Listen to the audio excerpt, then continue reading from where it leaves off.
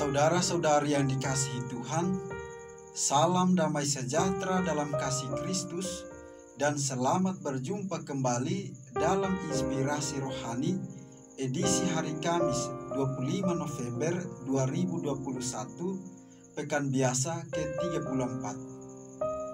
Marilah berdoa. Dalam nama Bapa dan Putra dan Roh Kudus. Amin. Saudara-saudari yang dikasihi Tuhan, inspirasi rohani hari ini diambil dari Injil Lukas bab 21 ayat 20 sampai dengan 28. Yesus berkata kepada murid-muridnya, "Apabila kalian melihat Yerusalem dikepung oleh tentara, ketahuilah bahwa keruntuhannya sudah dekat. Pada waktu itu, orang-orang yang berada di Yudea harus melarikan diri ke pegunungan. Orang-orang yang ada di dalam kota harus mengungsi. Dan orang-orang yang berada di pedusunan jangan masuk lagi ke dalam kota. Sebab itulah masa pembalasan dan genaplah semua yang tertulis. Celakalah para ibu yang sedang hamil atau yang sedang menyusu bayi pada masa itu. Sebab kesesakan yang dahsyat akan menimpa seluruh negeri, dan murka akan menimpa bangsa ini. Mereka akan tewas oleh mata pedang dan diangkut sebagai tawanan ke segala bangsa. Yerusalem akan diinjak-injak oleh bangsa-bangsa yang tidak mengenal Allah, sampai genaplah zaman bangsa-bangsa itu. Dan akan tampaklah tanda-tanda pada matahari, bulan, dan bintang-bintang. Bangsa-bangsa di bumi akan ketakutan dan bingung menghadapi deru dan gelora laut. Orang akan mati ketakutan karena cemas berhubung dengan segala sesuatu yang menimpa bumi ini, karena kuasa-kuasa langit bergoncangan. Pada waktu itu, orang akan melihat Anak Manusia datang dalam awan dengan segala kekuasaan dan kemuliaannya. Apabila semuanya itu mulai terjadi, bangkitlah dan angkatlah mukamu, sebab penyelamatanmu sudah dekat." Demikianlah Injil Tuhan. Saudara-saudari yang dikasihi Tuhan, penghakiman dan pengadilan terakhir dari Allah atas sikap dan hidup manusia pasti terjadi. Bagaimana penghakiman itu terjadi tetap menjadi pertanyaan dan permenungan sepanjang zaman. Refleksi tentang penghakiman terakhir menjadi awasan bagi manusia dalam menata hidup dalam hubungannya dengan Allah sebagai pencipta dan sesama manusia sebagai citra Allah.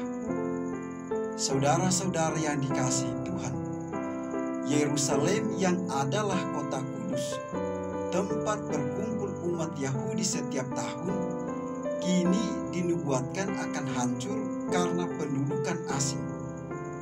Orang-orang Yahudi tidak lagi akan menguasai Yerusalem.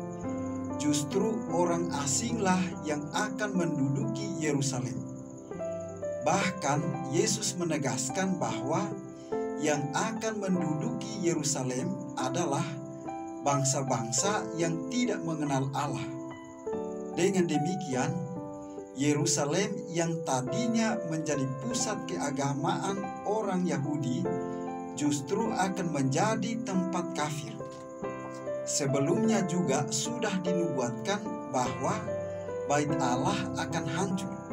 Tidak ada satu batu pun yang akan terletak di atas batu yang lain. Saudara-saudari yang dikasihi Tuhan, Yesus mengingatkan supaya orang-orang meninggalkan Yerusalem apabila sudah mulai ada pendudukan.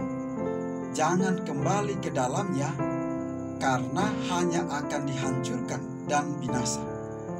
Lebih aman bila tetap di luar kota, tersebar di berbagai tempat baru yang tidak dikuasai oleh mereka yang tidak mengenal Allah.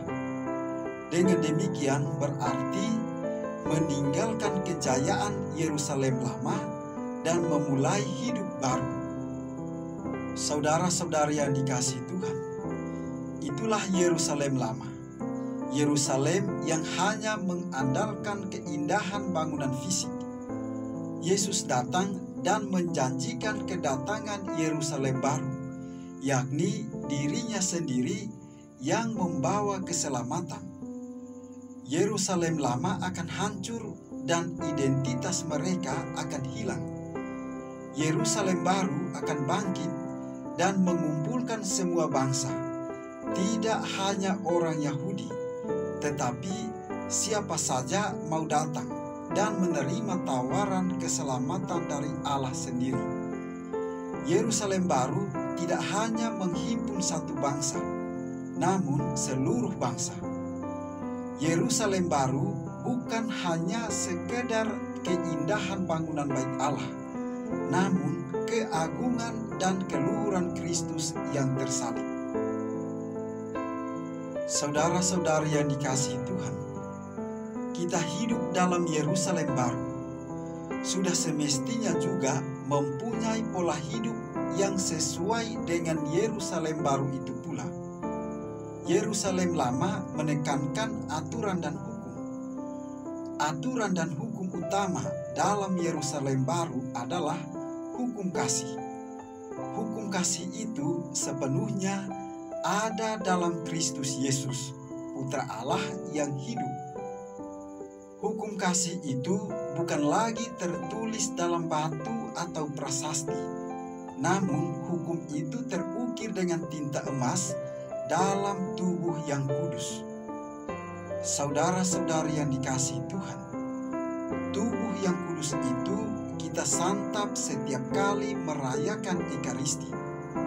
Dengan demikian, kita menjadi kediaman hukum kasih itu sendiri. Maka, tubuh kita menjadi medan perjuangan untuk melaksanakan hukum itu. Itulah Yerusalem baru, tempat kita mengungkapkan dan mewujudkan hukum Kristus. Diri kitalah yang menjadi hukum kasih itu dengan dasar utama adalah Kristus. Yerusalem baru menjadi medan bagi kita untuk menjadi orang Samaria yang baik hati. Menjadikan semua orang sebagai sesama adalah kebaruan dari Yerusalem lama. Justru karena beribadah, seorang beriman harus berani bersikap seperti orang Samaria yang baik hati itu. Itulah yang kita persiapkan untuk menyambut Dia yang akan datang kapanpun saatnya. Tekun dalam berdoa dan sekaligus tekun dalam menjadi sesama bagi yang lain adalah bentuk konkret persiapan kita masing-masing. Marilah berdoa. Allah Bapa kami di surga, sumber cahaya cemerlang dalam penderitaan dan kegelapan, Engkau menghendaki memancarkan cahaya dan memberikan hiburan lewat Yesus Putra Manusia. Kami mohon, semoga kami selalu terbuka untuk menerima sabdanya. Dengan pengantaran Yesus Kristus Putramu Tuhan kami, yang bersama dengan Dikau dalam persatuan Roh Kudus, hidup dan berkuasa, kini dan sepanjang segala masa. Amin.